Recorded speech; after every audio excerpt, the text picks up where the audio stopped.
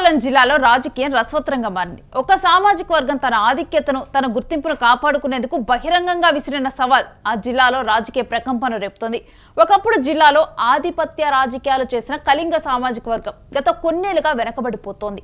జిల్లాలో సంఖ్య అధికంగా ఉన్న తమ సామాజిక వర్గాన్ని రాజకీయంగా మరో సామాజిక వర్గం డామినేట్ చేస్తుందని భావిస్తున్నారు కళింగులు. దీనికి రాష్ట్రంలోని రెండు ప్రధాన పార్టీలైన టీడీపీ, వైసీపీ అధిష్టానాలే కారణమన్న అసంతృప్తి చాన్నాలుగా కూడా గూడు కట్టుకుపోయింది. ఇటీవల కాలంలో జరిగిన కొన్ని పరిణామాలు ఆ అసంతృప్తి కాస్త భగ్గుమని బయటపడి పార్టీలనే సవాల్ చేసే స్థాయికి చేరింది. 4 రోజుల క్రితం భారీ స్థాయిలో జరిగిన కుల సమారాధన వేదికగా కళింగులు ఐక్యత శంఖారావం పూరించేలా చేసింది. ఒడిశాను ఆనుకొని ఉన్న శ్రీకాకుళం జిల్లాలో ఆంధ్రతో పాటు కళింగ సంస్కృతి కూడా విలసిల్లుతోంది. దానికి చిహ్నమే కళింగ లేదా కాళింగ జాతిగా భావిస్తారు. శ్రీకాకుళం జనాభాలో వీరిదే సింహభాగమని చెప్పాలి. అందుకే జిల్లాలో సామాజికంగా, రాజకీయంగా ఈ వర్గానికే ఆధిపత్యం ఉంటుంది. గతంలో బొడ్డేపల్లి గోపాలరావు వంటి రాజకీయ ప్రముఖులు జిల్లా అభివృద్ధికి పునాదులు వేయడం ద్వారా కళింగులకు ప్రత్యేక గుర్తింపు తెచ్చిపెట్టారు. ఆ క్రమంలోనే డాక్టర్ కిల్లి కృపారాణి యూపీఏ ప్రభుత్వంలో కేంద్ర మంత్రిగా పనిచేసి ఆధునిక రాజకీయాల్లోనూ కళింగుల ప్రాధాన్యతను చాటి చెప్పారు.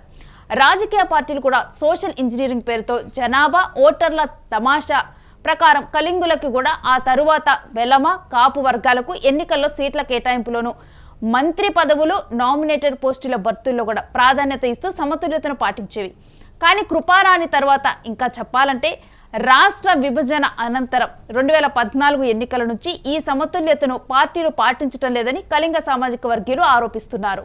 నవ్యాంధ్రప్రదేశ్లో జిల్లా రాజకీయాలు మారిపోయాయి. కళింగులకు ప్రాధాన్యం తగ్గి వెలమలకు రాజకీయ అధికార్యం దాఖలు పడుతోందని ఆ వర్గీయులు ఆరోపిస్తున్నారు. దానికి వారు అనేక పరిణామాలను ఉదాహరణగా చూపిస్తున్నారు. 2014లో ఏర్పడిన టీడీపీ ప్రభుత్వంలో కింజారపు అచ్చెన్నాయుడు మంత్రి అయ్యారు. కళింగ సామాజిక వర్గానికి చెందిన ఆమదాల వలస ఎమ్మెల్యే కూన రవికుమార్కు ప్రభుత్వ విప్పు పదవి లభించింది.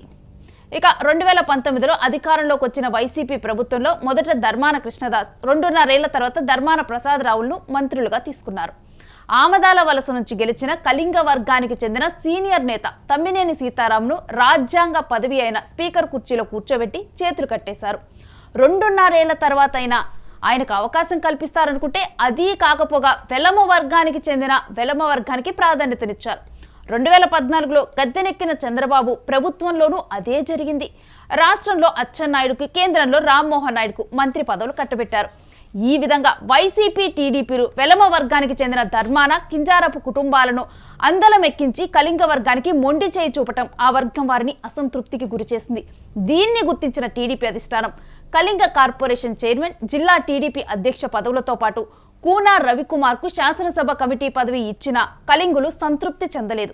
మరోవైపు పలాస ప్రత్యేక జిల్లాగా ఏర్పడితే కళింగులకు మేలు జరుగుతుందని ఆశించగా ఆ జిల్లా ఏర్పాటు కాకుండా అచ్చెన్నాయుడు మోకాలు అడ్డారన్న విమర్శలు కూడా ఉన్నాయి. సరిగ్గా ఇదే తరుణంలో ధర్మాన కృష్ణదాస్ టెక్కలిలో జరిగిన వైసీపీ సమావేశంలో సీనియర్ నేత తమ్మినేని సీతారాంను ప్రత్యక్ష ఎన్నికల నుంచి తప్పిస్తారన్నట్లు వ్యాఖ్యలు చేయడం కళింగుల అసంతృప్తి మంటల్లో ఆజ్యం పోసింది.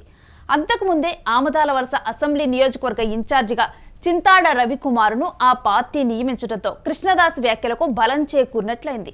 అంతకుముందే కుల సమారాధన నిర్వహించి రాజకీయ అంశాలపై చర్చించాలనుకున్న కళింగ వర్గీయులు తాజా పరిణామాలతో భగ్గుమన్నారు. సత్తా చూపించాలన్న పట్టుదలతో గత ఆదివారం ఏకంగా సుమారు 50,000 మందిని సమీకరించి ఐక్యత చేయడంతో పాటు ప్రధాన పార్టీలకు బహిరంగ సవాల్ విసిరారు. తమ సామాజిక వర్గాన్ని నిర్లక్ష్యం చేస్తే గుణపాఠం చూపుతామన్నారు. కుటుంబ వివాదాల్లో చిక్కుకొని ఒక విధంగా విలన్గా మారిన ఎమ్మెల్సీ దువ్వాడ శ్రీనివాస్ కుల సమారాధనకు వచ్చినప్పుడు కళింగ యువత ఆయన భుజాలపైకి ఎత్తుకొని బ్రహ్మరథం పట్టి హీరోయిన్ చేయటం చూస్తే వర్తమాన రాజకీయ పరిణామాలపైన, మన సామాజిక వర్గాన్ని చిన్నచూపు చూడటం పైన వారు ఎంత అసంతృప్తితో రగిలిపోతున్నారో అర్థం చేసుకోవచ్చు. వచ్చే ఎన్నికల్లో కళింగుల సత్తా చూపటానికి అవసరమైతే పార్టీలతో ప్రమేయం లేకుండా సొంత ప్యానెల్ను పోటీలో పెడతామని దువ్వాడ శ్రీనివాస్ ఈ సందర్భంగా చెప్పినట్లు హర్షధ్వానాలు హోరెత్తినట్లుగా కూడా కళింగ వైఖరిని ప్రతిబింబించిందని చెబుతున్నారు.